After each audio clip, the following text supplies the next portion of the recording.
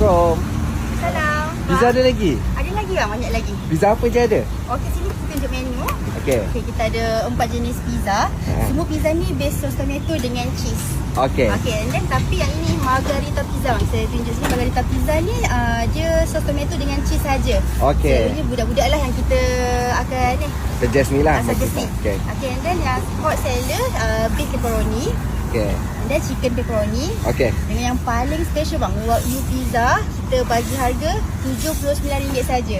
79 je? Betul bang. Antara yang murah dalam pasaran lah setakat ni. Okey, boleh try satu Wagyu pizza. Wagyu pizza? Ha. Betul bang? Okey. Ni bubur banyak sini RM79. Betul. Lagi ada space. Selagi ada space.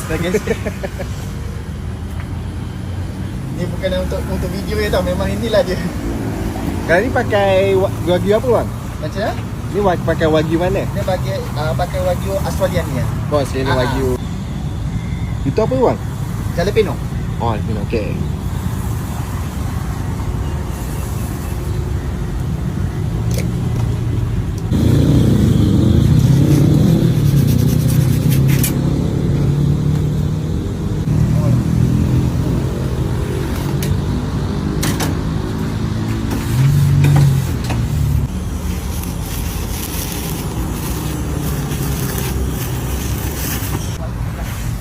Yang mana tu?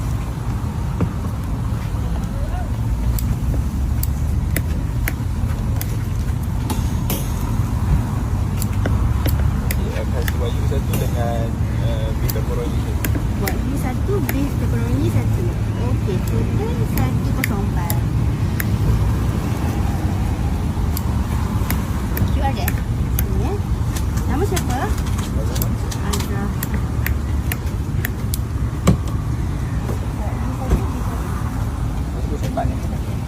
Ni cili bang. Ya betul, share cili. Saya cili. Ya.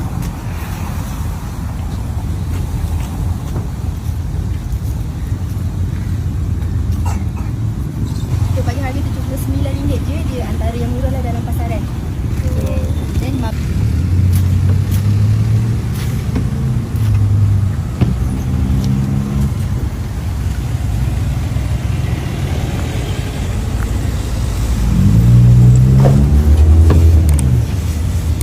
Okey. kita ada bagi satu air. Okey, baik. Terima kasih. Terima kasih bang. Terima kasih.